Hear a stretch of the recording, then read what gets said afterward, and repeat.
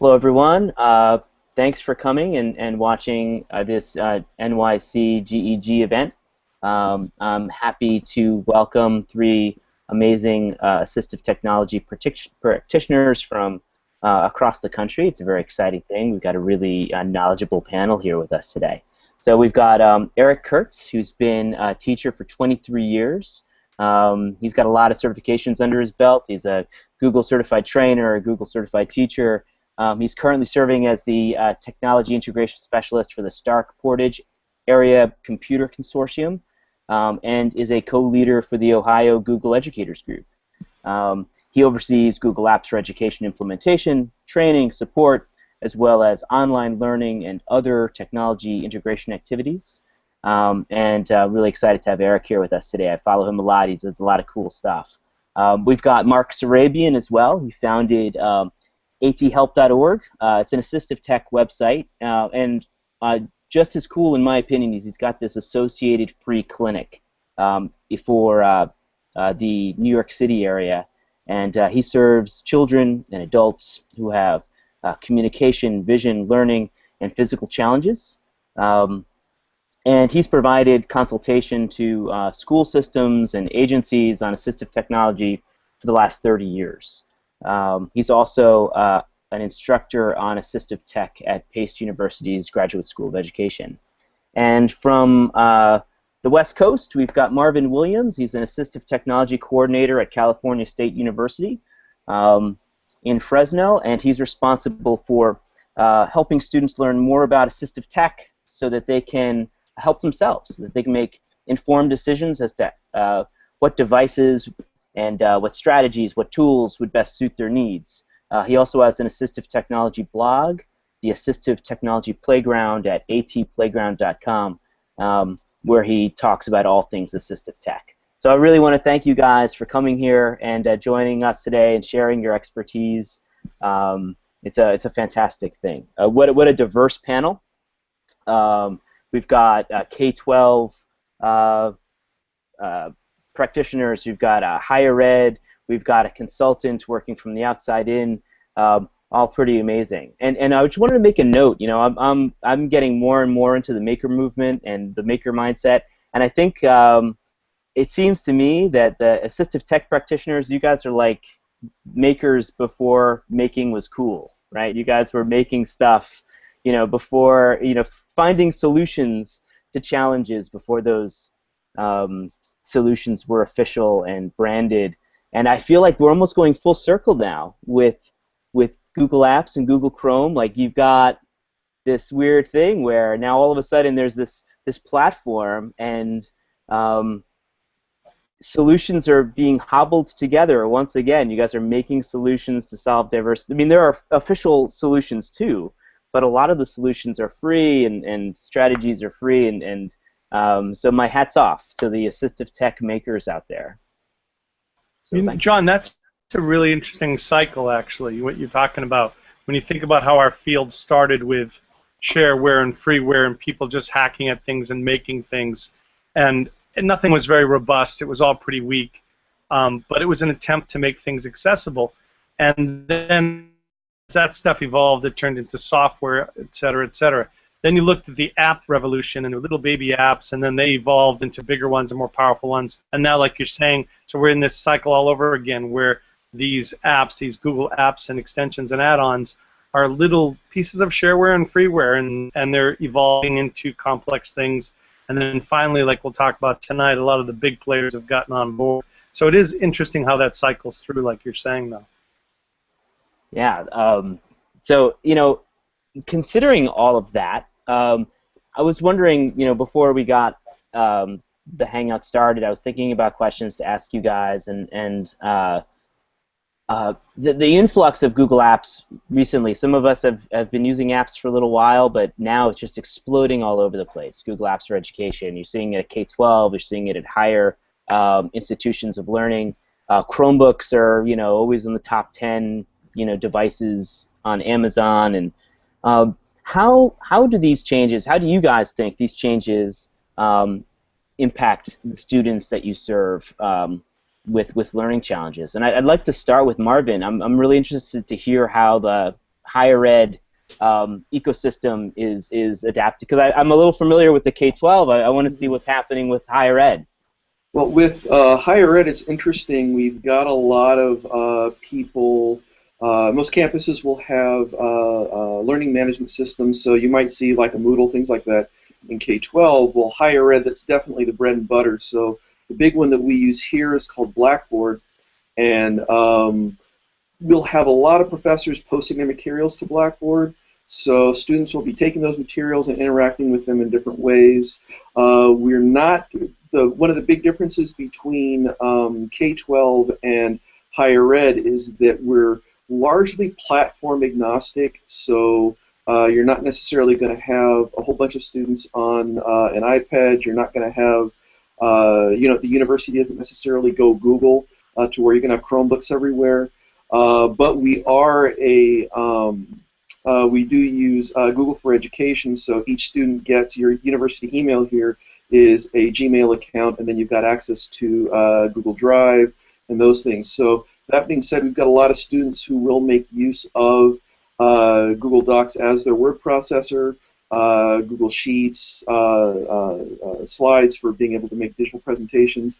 And so a lot of what I'll do is show them how to access various plugins to be able to use that for document reading or document creation, but then also being able to take a look at, they get a lot of external links, so they're sent to a lot of external sites, and that's where a lot of the other tools, a lot of the add-ons help out.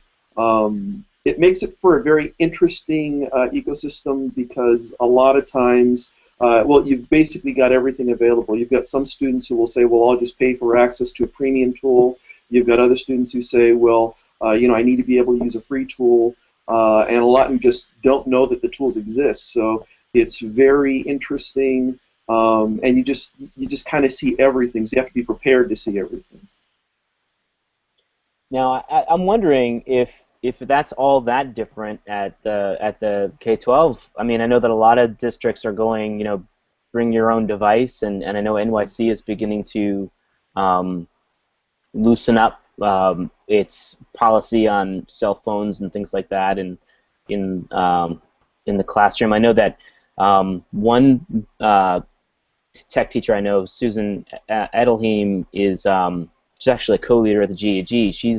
She's piloting BYOD in NYC. So it's almost like, have you guys seen that K-12? Have you seen that there's, students trying to, well, okay, here's a question. Do you feel that students are trying to adapt, are trying to find tools for a particular device, or are they picking a device because of particular tools? And then are they having trouble bringing those into schools, or how are they handling their choice assistive tech device in the setting where they're trying to learn? Are you finding them struggling with that, and does Google? Are you finding that Google is helping with that? Well, I notice in higher ed, we're the laws being a little bit different here than they are for K-12. Students are just bringing in. They're using basically what devices that they have. We've got a tablet program here, but it's, again, a platform agnostic. So we've got students showing up with, and you can be part of the program, Android devices, iOS devices, Windows devices. So it's kind of all over the place.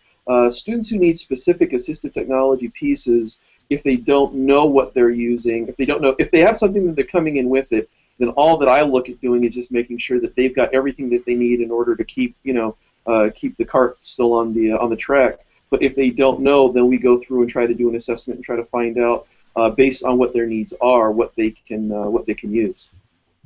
And that's kind of hard. What Marvin's talking about, because he'll get two different types of students, I suppose. Those that had assistive tech early on, and those that didn't even know that it really existed and could be there for them. I would say the latter group probably keeps them really busy. Absolutely. But one thing that's interesting, John, with what you're saying is, and why we're talking about this platform today, is what we've all noticed is that the beauty about Chrome apps is that they follow the user, as we keep saying, right? They follow the user wherever they go across platforms. Well, kind of across OSs, and that And that connectivity is what I see the high school students wanting before they go to college. So if I'm using, for example, a Chrome app for, oh my gosh, brain dead. I'm thinking of one I use every day, and I'll have to look for it. Where I keep my notes, my to-do list. Name the most popular one for my to-do list. Wunderlist? Evernote? Not a one. Not one list. My Evernote. Evernote. My Evernote. To your list. Sorry, my Evernote. Yeah. But my Evernote, where I keep, everything. My Evernote's, it's an extension. It's an add-on. It's in my browsers. It's on my phone. It's everywhere. So that connectivity keeps everything together. If there's an article they want to read, they can't get it, and they file it away. So they're looking for that kind of a thing, everything being connected. And then I think they look for their devices, hopefully afterwards, if they're savvy, from what I've seen. Well, but Mark, and you're right, and that is the beauty of the cloud. The problem is a lot of the stuff that we use for assistive technology is not yet that ubiquitous across all platforms. It's like, I'll tie a few things together. John, you asked about BYOD. Okay, so I'm in the K-12 arena, and yes, BYOD absolutely is something that many schools are embracing. The school system I was at before moving to the county level, we did a BYOD program. There's several around me in Ohio that do BYOD, and the cloud is a big reason for that because if you've got Google Docs, fantastic. You can get to it on your iPhone or your Android phone, your iPad or your Nexus. You can get to it on your Chromebook, your laptop, your Mac, your PC. It doesn't matter. But that's because Docs is pretty universal. Now, yeah, the experience is a little bit different on a mobile device. Yeah, you lose a few buttons. Okay. But the core concept of opening Docs, having a word processor, that goes across all these different platforms. Now, go back to what you said about this is sort of like the maker movement. Well, yeah, we're still kind of in the wild, wild west where people are coming up with these awesome ideas of here's a great, web app, or here's an add-on for Docs, or here's an extension, but those don't necessarily transfer across. They're going to work on your Chromebook, they're going to work on your Mac and your PC, but they're not necessarily going to work on your tablet or work on your phone. Now, there are some that are so popular, like Evernote, that there is a port for it on pretty much everything. But Read and Write for Google or Speak It or Beeline Reader or all these other different things, they might exist only in the desktop version, and they haven't made their way over. Now, it looks like Google is trying to do more and more and more of a merge between mobile and desktop. We're seeing a lot of crossover between Android and Chrome. Way back when people said, why on earth do you have two different operating systems, Google? They said, well, if it's got a keyboard, it's Chrome OS. If it doesn't have a keyboard, it's Android. And that's, if it's touchscreen, it's Android, keyboard, it's Chrome. Well, that's all getting blurred now. And now we're seeing Android apps being able to run inside of Chrome, and we're seeing more features of Chrome showing up in Android. I really think that would be phenomenal when we get to a point when the Chrome mobile browser starts supporting add-ons and extensions and web apps more and more and more.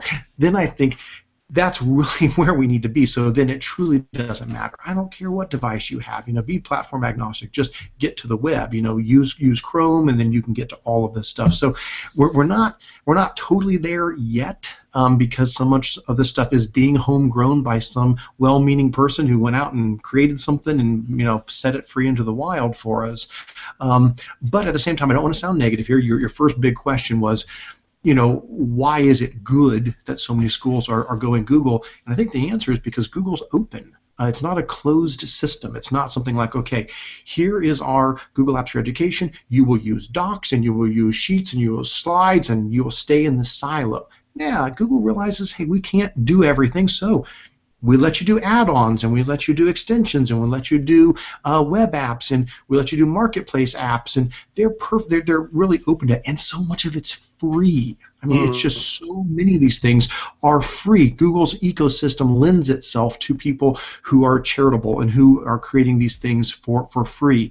And I guess the last thing I'd say that's good about this for schools with Google Apps is a lot of these things, honestly, I don't think somebody looks at them and says, that is assistive technology, or that's for special needs. They say, that's a tool for learners. You look at Read and Write for Google, and I would argue with anybody and say, no, this is not an assistive tech tool specifically. Let's not. I use Read and Write for Google because it's a phenomenal way for me to hear my writing read back to me, so that I can, catch my mistakes and I can improve things.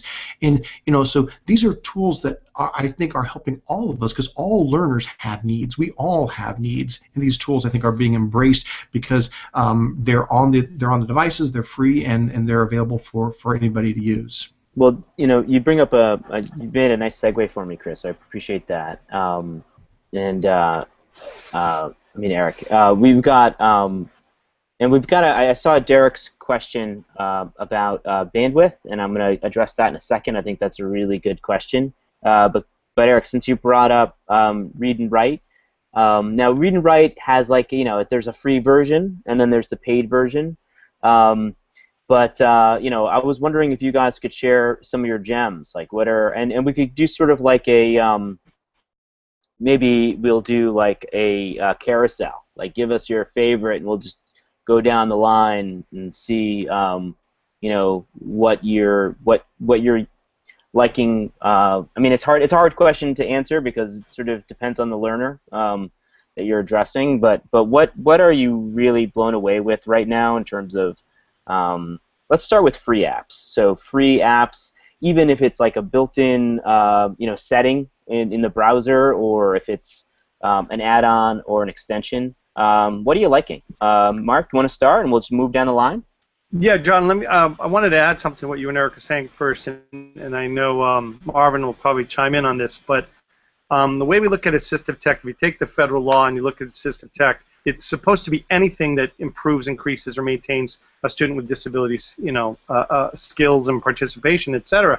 So when we think about assistive tech, Eric, that movement toward the mainstream is really good to hear, because that's what we're hoping. We're hoping that everything becomes so universally designed, so accessible, that a person can go anywhere, and we don't call it assistive tech anymore, it's just built in. So that's one of the beauties about this, is this slow emerging market of all these little tools is making the world accessible to everybody, and even people that never knew that stuff would be useful to them, like you're saying. But on that note, I was thinking of high-end ones really fast, but let me go to a low free one, AT-Bar. I got to say, AT-Bar, I think you found that one for me, John. AT-Bar is a little floating bar. It can also attach to the top of your browser, but it will read things back to you, give you the text-to-speech. It will help you summarize and also trying to think of all the little features that I love about it. Trying to think, John, you remember some of them? I have to bring it up to do it, but that one is free, and it was intentionally made to be an assistive tech tool that could be embedded and put into your browser wherever you are. And they made it for other browsers too, not just Chrome. So I think that's going back to what Eric's saying, is these things have to be more cloud-based than anything else, so they can be found anywhere. And then, of course, have a Chrome connection. But yeah, AT-Bar would be my first favorite. Nice. Mark, Marvin, what do you think? I think one of the other features that I think makes AT-Bar unique, correct me if I'm wrong, is that the one that has the color overlays as well? So you can do a color gradient, or a color, like an opaque color on your web page, like red or blue or green or something, if that helps the student to be able to pick out the words better. And that's kind of unusual. That's one of the few tools that I see do that. There's some that do it for docs. PeoplePref does that for docs, but as far as a web page, AT-Bar is the only one I've seen that does that. So that's a great pick on that. But Marvin's up next. I just wanted to mention that because I knew you were trying to think what else it did. Yeah, go ahead, Marvin. Well, thanks. I was going to say, well, for kind of going back to what we've been talking about with a little bit of universal design with the apps that have been coming out, I think that a lot of what's driving that is you do have a lot of baby boomers who are they're not necessarily afraid of technology.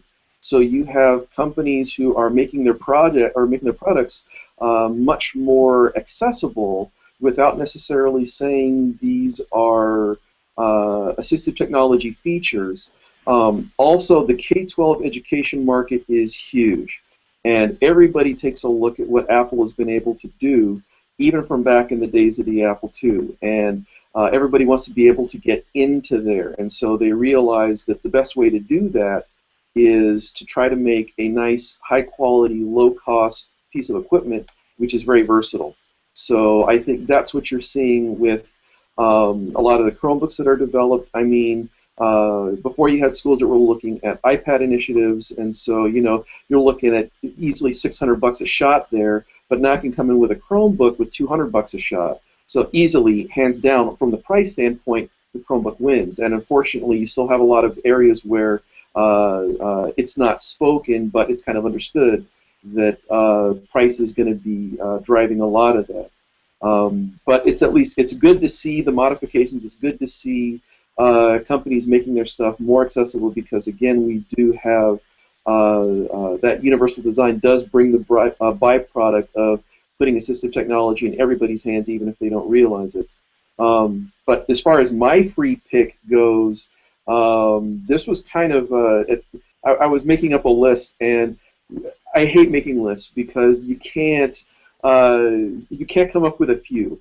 Right. I was going through my list of installed extensions, and I was kind of shocked at how huge the list of installed extensions is and whatnot. But I'm going to go ahead and jump on what I call my Evernote suite, and that is, besides the link to the web version of it, which I'll use on my Chromebook, but I also use the web clipper to be able to clip articles and things and use them, save them to my Evernote, but also Clearly. Now, the functionality of Evernote Clearly is it's about the same. If you've heard of an app called Readium, it's about the same as that, or Readability rather. It's about the same as that. So it will take all the clutter away and let you focus on the article. The web clipper will let you do that, but what I found is a lot of students will have a tough time with they'll have a tough time with not clipping the note, because the web clipper will let you do a simplified article, but sometimes I just want to see the simplified article and read the simplified article before I decide if I want to clip it or not. So that's what Clearly will allow you to do. So I hope that Evernote continues to support that and doesn't just say, well, everybody can just use the web clipper, because that's good. So I got a 3-for-1 in there, so I'm feeling good. You did. You cheated. Yes, I did. It was a good cheat, though. All right, so I guess that's Eric's up now. Yeah. All right. Well, and I went ahead and pulled Clearly up, just in case anybody is, wanting to see what that looks like. This is Dogo News website, kids current event article website that has good content, but oh my heavens, the amount of other things on here, it'll make you go crazy. There's so much here, and with the Clearly extension, giving that a click, it quickly reloads the page, pulling out all the distracting elements, just leaving the content and the pictures. And of course, you can go in and change font size, small, medium, large, background, foreground colors, a lot of different things like that. So you're right on the money there. That's a great one that is fantastic. Boy, well, while I'm on that page, I guess I'll just show another one, and hopefully some of these, I know some of these pop out, so if it doesn't show up, maybe give me a holler when I go to run it, because I'm just sharing the browser, not the entire window, so if it pops out, it may not show. I'm going to share one that I just came across because I'm right there with you guys. There's just too many. There's so many, so we'll try to go through these fast so we can get to a bunch of them, but this is one that I never even heard about, and I was doing a presentation on Google Tools for Special Needs last Friday at a conference, and I had tweeted out that I was doing that, and a friend from Texas tweeted back and said, hey, have you tried out blah, blah, blah, and it's called Readline, R-E-A-D-L-I-N-E, Readline, and he goes, well, what do you think about this? So I took a look at it, and I'm like, well, this doesn't sound like assistive tech. It's a speed reading tool. So at first I'm thinking, no, we don't want to we don't want things flying by at 200 words a minute. We're going to drive people crazy. I said, but wait. If you go into the options of Readline, what you'll see is you can control the words per minute. And it usually starts out around 200 and something. But you can drag it all the way down to 10 words a minute, and you can use the back and forth arrows to move through. With that setting, watch what happens. if I grab some text on this page, and if I right-click on it and I turn on read line, it's going to do a number of things. First of all, it's going to bring up just the word by itself, and as I use my arrows, I can move through. So if I've got a visual issue, first of all, I'm able to now just see that word that I'm looking for nice and big, and then I can control left and right, and I can read through at my pace as I go through these. Now, if I wait long enough, it'll probably catch up with me because I set it at 10 words a minute. But I thought, you know, what an interesting twist on that. This is not what they designed this tool for. That's not what they were thinking when they designed it, I'm sure. It's meant for speed reading, but what a great way to be able to focus on just the text you're trying to read, one word at a time, and be able to move through there. So read line, free extension, I think that's a pretty neat twist on something that maybe wasn't originally meant for that, but hey, have at it. Eric, I hope you review that for the Chrome toolbox, because that's awesome. I think that's a really awesome tool. That's great. Thank you very much. Yes. Anybody else? Anyone have any other tools they want to throw out there? Well, where do you how do you stop us? I mean, there's so many. I know. I do like the for those folks who use Sure. Google Docs. I like the new speech recognition that they've put in, or the speech recognition that you can plug in. It's really nice, quick and easy to go. And it's just it's incredibly incredibly useful. I think Eric's got it coming up there, but Eric. it's just fantastic. Yeah, that is a really cool thing. I would love to. Eric, you going to show it? Sure. Yeah, absolutely. So basically, we know. There's been a rumor for a long time that Google's going to build something into Docs, just like a microphone button at some point. Hasn't happened yet. The read and write toolbar will do that, but again, that is part of the paid version of it. But speech recognition, just totally free. So if I come in here and click on the start button, it'll start recording or it'll start listening to my voice. So let's see. I'm a leaf on the wind. See how I soar. And there it goes in there. Yeah, I Awesome. love it. It's really pretty slick, and it does a pretty good job with other languages too, which is really nice. It does a nice job with Spanish and French. And one of the things that I think a lot of people, with that particular tool were upset about at first is it doesn't pick up punctuation very well. But at least at the K5 level, I really enjoy that because it forces my kids to go back and proofread what they said and make their editing. I think it could maybe be a drag with older students, but at the K5 level, I think it's great. You're right. It doesn't do anything with punctuation or capitalization. Now, of course, you can use another add-on like change case. Oh, I don't have it installed at the moment, but change case can go through and do like sentence case and things like that. So there are other tools, but you're right. It's no punctuation, no capitalization. They might have done an update because I was using it earlier and I was able to tell it period, new line, and it would go through. So give it a shot. Wonderful. Seriously? Wonderful. Oh, that's great. I tried that. Glad it was to hear that. flaky. Like I found it was sometimes it would write the word period or it would do a period and then write the word period. It does that, but then it will write the word period, but then it would put the period back. And so I would test it with doing new line to do a line break, but it will only take one new line before it goes back and actually does. You can't do like new line, two line to get 2 character turns, 2 line breaks. You would have to do one, and then after the first one, it wants to do a second. It wants to actually type the text. Neat. Try that again. All right. Other ones that are kind of cool. I know we've talked a lot about things that help with readability. So as far as being able to see things, but those tools that do summarization. I know there have been some that have come and gone. One of the ones that I've been playing with more recently, let me see if I can find it here. I think it's called Clipped. Let me make sure I got the right one here real quick. And let's make sure it shows up. Yep, there it goes. So just clipped, C-L-I-P-P-E-D. I'm kind of pointing to it up here in the extension bar. And what clipped does is you just click on that, it reads through the page, and it makes a bulleted list of some of the more important points, however, whatever algorithm it uses to pull those out.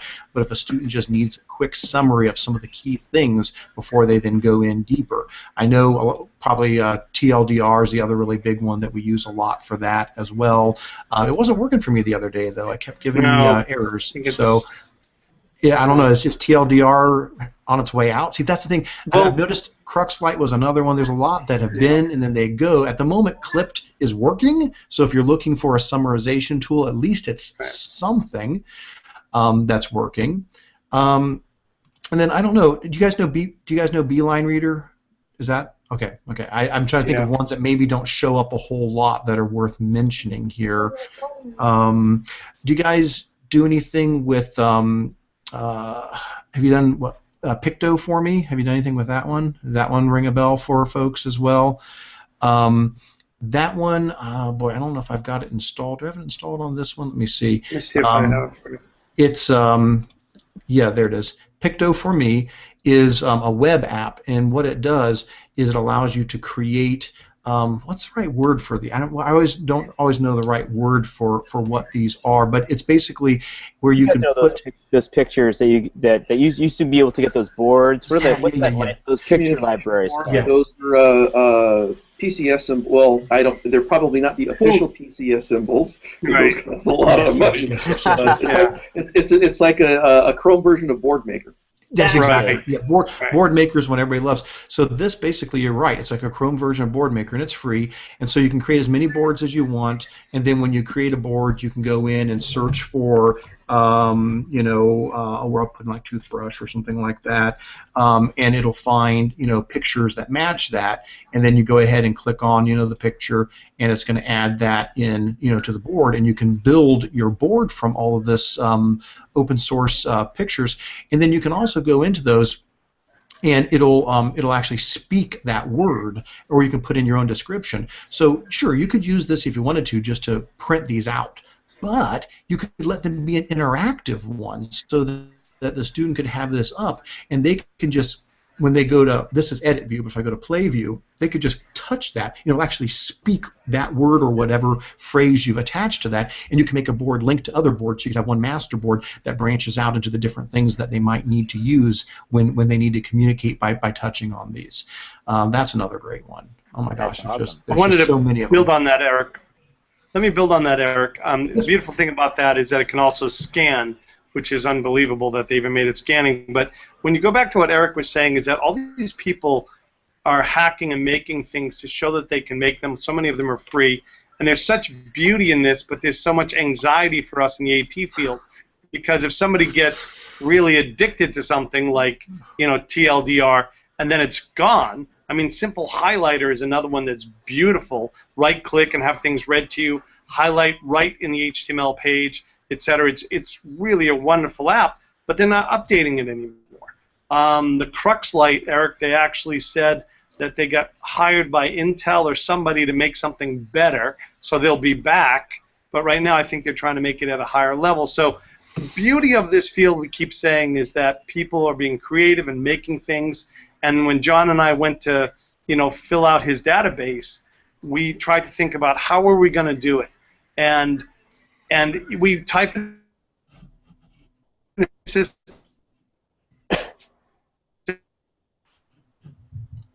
technology. Oh, you're breaking up on us, Mark. People about this, and they laugh. There you go. So John and I had to search.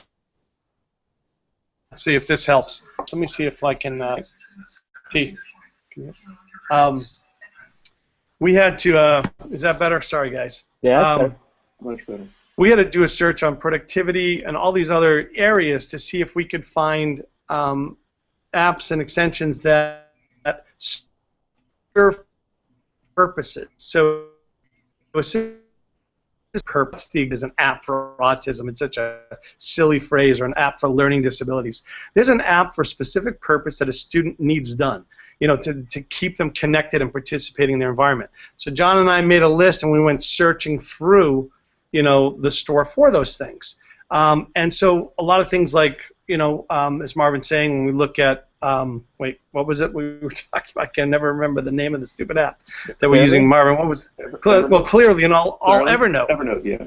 Evernote is not assistive technology, but of course what Marvin's saying is we use it that way, and that's the beauty of it. But, I mean, here's another example. I wanted to share this one with you guys. It's a lot of the times, I don't know if I can share this. Is it coming up? Let's see. Yep. Do you see it? Okay. This is the, which app is this? This is an add-on. GMath. Yep, GMath. yep. So it's an add-on, and it's GMath, and we think about it, and we go, oh, it's just math, but doing math in Microsoft Word, because kids have to do word problems, college students have to do word problems, and you have to put the math and embed it in.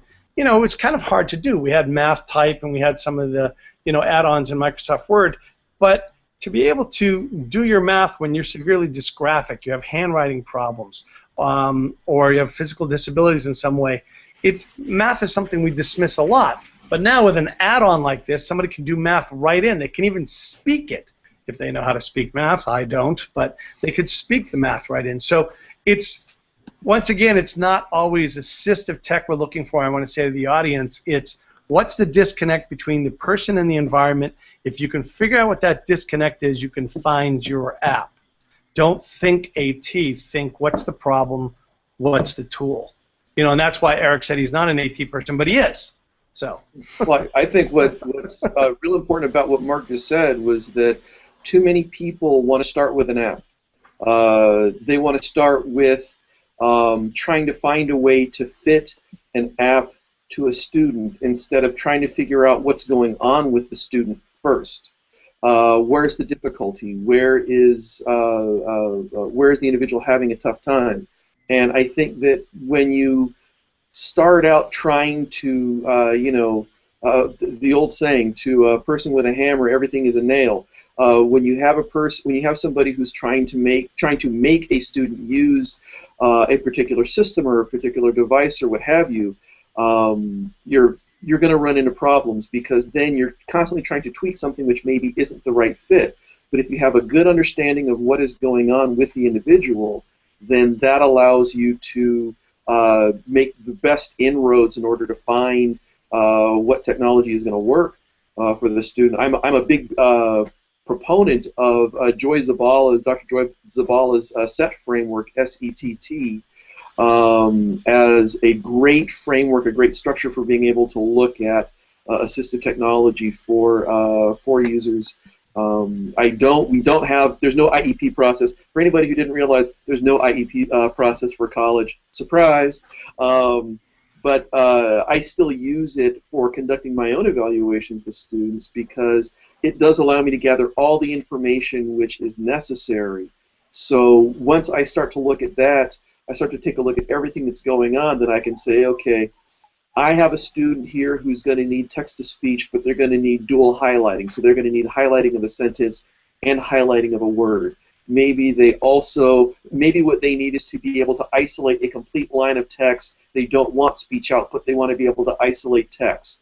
I can look at those types of things and then say, okay, based on that, then I dive into the mountain of apps and then come back and say, okay, I've got these, shiny apples, these 5 apples, which you can take a look at, which, then we can start looking at those and figure out what's going to do the best job for the individual, instead of saying, no, we have to use this particular thing here. And, then you end up, I think it's easier to end up with device or program abandonment if you're inflexible and you say, you have to use this one particular thing here, instead of, well, what's going on? Let's figure out what are the properties of a tool that will best suit you. Marvin, on that note, I think that's very important, the concept of abandonment. For the K through 12 people, these assistive tech tools have to start early. And, there's the debate about whether they become crutches. Please, no child who wants to do his schoolwork is going to choose technology first if it's slower. If a kid's handwriting is really poor and he's struggling in class and you don't give him access to a keyboard, it's absurd, because the point is productivity, not handwriting. You can always work on that with an OT. But the thing is that with regards to communication devices, with regards to all tools, if a child could do things in the typical mainstream way, trust me, it's faster. They would do it. So in the meantime, while they're being remediated, give them the tools to let them participate. Then what they start to do is they start to think AT. And they think about solving their own problems, which makes these kids unbelievably creative. They have to solve their disconnect to the world around them. So after all that, then they move on to middle school where they become really self-conscious about having different, using things that are different than their peers, which is another reason why UDL and having more BYOD, in the classroom is a smart idea. So they're not alone. And then hopefully it's become ingrained in them by the time they get to higher ed. But if we're going to start them off like a couple private schools in New York have been trying to do, with trying out tools when they're 16 and 17 years of age, I've tried that. The kid already has their own strategies. It's really hard for them to put these things into their repertoire and move forward. And like Marvin said, unfortunately they'll abandon it if they don't find a real practical way to integrate it and use it. All right. So I guess the nice thing about that is the more we get the one-to-one and BYOD at the elementary level, we can start thinking about that universal design and hopefully, and it fits into the RTI model too. Give the teachers a suite of tools that they can use to help support all their learners, not just their learners that are classified. Well, I would also say it's important to make sure that at some point students understand why they're using what they're using. I see a lot of students that come in, and I'll see folks who, I'll say, well, what are you using for reading? Well, I've used Kurzweil before. Okay, was it really helpful for you? I don't know. Well, what was it about Kurzweil that was supposed to help you out? What was it? Well, I don't know. And a lot of times they weren't shown the program. They weren't shown how to use it. They were never made aware of what it was that they liked. Or I've heard a lot of folks say, well, I don't like the voices. Okay, that's okay. What if and then I'll show them Kurzweil, I'll show them other tools and say, what if we just turn off the reading so that it's not reading to you, but you can read on your own and it's just going to highlight for you. That works fine. Okay, well, now let's look at that. And then by letting the student know what features work, when they do come to higher education, again, this is a completely different ball game. I'll get students here who will say, well, I use this particular tool in high school. That's great. If we don't have that tool on campus, we're not going to necessarily go out and get you that tool. If we've got something else that does the same job, then we'll work with you on, learning how to use that new tool, but it's not like we're going to just drop everything and go and get that one for you. So having that flexibility, understanding what it is that you're using and why it works, that is key, because after me, they go out to the work world, and there's even fewer folks available to help them with trying to figure out what is going on out in the work world. So I look at it as almost like a baseball progression. K-12 would be what is AA, and then higher ed's AAA, and then they get out to the majors when they go out to the work world. They got to know why they're using what they're using. If they don't, then it's just going to get harder and harder and harder to get them the appropriate technology. So that's actually a really fantastic segue to how I'd like to wrap up our Hangout. I think we have a few teachers that are watching right now, and I'm sure there's going to be more that watch later. So that's a wonderful thing. What advice? I mean, Marvin, you just gave some really fantastic advice just now. But what advice do you have for teachers who have devices in their classroom, or have students that have devices of their own, or whatever? What advice do you give teachers who want to help a student? Does anybody have any? Oh, I thought you were just asking Marvin. Yeah, I thought it was open to everybody, but I can start. I would say really first, understand what you're doing when you're diving into it. Now, I'm not saying you got to be an expert.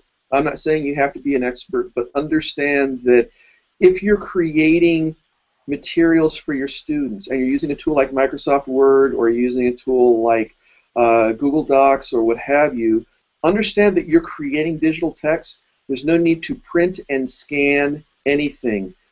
You know, and when you create these things, look at and understand how to make an accessible document. One of the most powerful tools that teachers have is the Microsoft Office suite, and it is also one of the most underutilized tools. So start with that, and don't be afraid to let your students have screens and teach them responsibility when it comes to using them. It's crazy. We still have professors here. There are professors on campus that will still say, and it's 2015, they say, no screens in my class, because I want to make sure that you're doing your work and this is college. People are paying for this, and you're going to tell me no screens in my class? That won't last forever. That won't last forever. So it's kind of making sure that students are responsible and basically that everybody's responsible. We had a comment about the bandwidth where someone was talking about students playing Clash of Clans in school as opposed to necessarily attending to work. But it's that type of things. Let students know that they have responsibility to use their devices. But then also when you go to use technology with students, don't feel like you have to have the latest and greatest of everything. And don't feel like you have to be the expert or, I can't do this because I'm not the expert. Start small, start simple with what you've got on hand. And it sounds kind of like you're advocating empowering the students to find and learn about their solutions themselves anyway. So maybe make the student a partner in the process, so that you don't have to be the wizard. Well, they should definitely be part of the process. They should definitely be involved about as much as they can, and that's again why understanding what's going on with everything. My third grader might not be able to lead the IEP meeting, but at the end of it, I want to talk with that third grader and make sure that they understand what's going on and make sure that they agree, start to get some buy-in, start to get some feedback, and make sure that that's presented. And I think that if you don't, especially in higher ed, if you don't own the app, if you tell students this is the material that we have to access, and then they can access it however they would like to access, but they maybe need a little bit of guidance, that's a lot easier than telling people you have to use this particular tool, because I'm guaranteeing you will have some folks for whom that will not work. So Mark, I know that you've done a lot of work with that too, because you've got the interesting position of not being in a system officially, but working with a lot of students in the New York City area, and working with their systems from the outside, which is a challenge. So how do you help the teachers that you work with and the students that you work with to help the teachers to help them? Well, I always thought, John, that it was about empowering the kid, and only empowering the kid because I had some type of distrust that anything would happen in the classroom. But at the end of the day, the teacher's in charge. Whether good or bad, the teacher is in charge. Nothing happens without the teacher's support. So when you think about teaching, it's really about delivering content and helping kids process the content and then receiving information back. So it's an input, processing, and output system. So processing we'll leave alone because there's a lot of tools for organization and critical thinking and stuff like that. But for input and output, if we're delivering content to kids, like Marvin said, first it has to be accessible. If you spent that much time building your library in your class of all those paperback and hardcover books, and it's beautiful, spend that much time on your digital library and it will mature over the years, and before you know it, you'll even be serving your ELL kids as well. You'll just have things available. Change is hard, so don't worry about change. Just build this digital world slowly, and it will evolve. And like Marvin said, it's already built. And then on the output, you want to get stuff back from your kids. So if a kid can't write well, then he's going to, kids are so smart, so pragmatic. They will only give you what you ask for and what they know you can expect from them. If they have any handwriting or spelling or any type of writing issue or math issue, they're just going to give the limited, and that's it. if the tool allows them to do more, then they will show more. So what I really try to empower the kids to do when they come to me is to think of the fact that they don't have a disability, that the disability lies in the environment around them, and that it's their goal with their teacher and their parents to figure out how to fix that environment. The environment's broken, not you. You know, if 20–30% of the population's dyslexic, that's not a disability, that's a norm. You know, and so when you look at it that way, it's that these kids they're better at one way of thinking, which is not celebrated in the classroom, so we have to find a way for them to do that. Real quick side note on that, what I find fascinating is a lot of my kids play text-to-speech at a speed that is unintelligible and insane for us because they got it early on and they adapted to it, and my dyslexic kids can listen to it and it's gibberish to me. So the kids become part of their tools, and so when they leave me, hopefully they know that the stuff exists for them to participate. It's their job to use it. If they buy into it, I have to help them buy into it. And that we'll work on the teachers. Parents and myself will try to say, listen, we'll try to warm them up to it. Sometimes teachers show up too, which is nice, but you're right, it's very hard. So I just spend my time trying to help the kid embrace it at my level. That's awesome. And Eric, I know that you work with a lot of teachers across a wide area. So and you do a lot of work with professional development and assistive tech. How do you find? What advice do you give teachers? I mean, are you finding that they're searching for solutions, or are they working more with their students, like Marvin and Mark were describing, or what do you see? Well, yeah, a couple of things there. You're right. I do a lot of PD. I will tell you, the sessions I've done on Google Tools for special needs are unbelievably well received by. I'm not saying that it's me. I'm just saying they're so excited about this. When I look at like the webinars I do, and I look at the hit counts on them, as how many people have viewed them. My webinar on Google Tools for Special Needs is the most viewed webinar I've done out of all the webinars. I mean, when I was at the conference last Friday, that was the largest attended session that I did that day. I mean, people are really embracing this, and so I'm glad to report that there is a hunger and a need and an interest in this. And I always mention your website every time I do these, and I'm always getting that information out to people. So that's good as far as that goes. As far as though what I would say to educators, or what encouragement I would give, I'd probably echo a lot of what's been said here, but I'm probably going to pull the dad card here and speak more from personal experience, to answer this, because most of what I do is I do PD. I say, here is this giant list of apps and extensions and plugins and add-ons, and here's how you can use them. And it's like you said, all the shiny apples. I put those out there for them. But what I'd really like to say probably is more along the lines of what you guys have been saying a lot. I've got 4 kids. My daughter, she's an adult. She's on her own now and all. She's married, doing great. She was like the perfect student, the teacher's pet. She's the one that nature gives you first to convince you that having children is a good thing, and just have a bunch more of them because they're all going to be just like this. So nature, that's sort of how we have such a large population. You got to learn that. That's the tricky one there. They get you to do more of them. But I've got 3 sons, and they're all so incredibly different. My middle son has had special needs services. He's struggled in several ways. But he is the most insightful of my kids. I read books to the kids, novels and stuff. You guys are probably familiar with the book Wonder, about the boy with the facial deformity. So I read that. I'd ask questions, and he's the one who would have these crazy insights about how the kid was feeling or how the family members were feeling.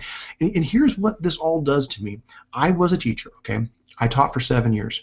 And if I went back into the classroom, I would be a much better teacher now because I've had 4 children that have shown me the incredible variety of them, but each having their unique intelligences and skills, even though they don't fit into the same pattern as each other.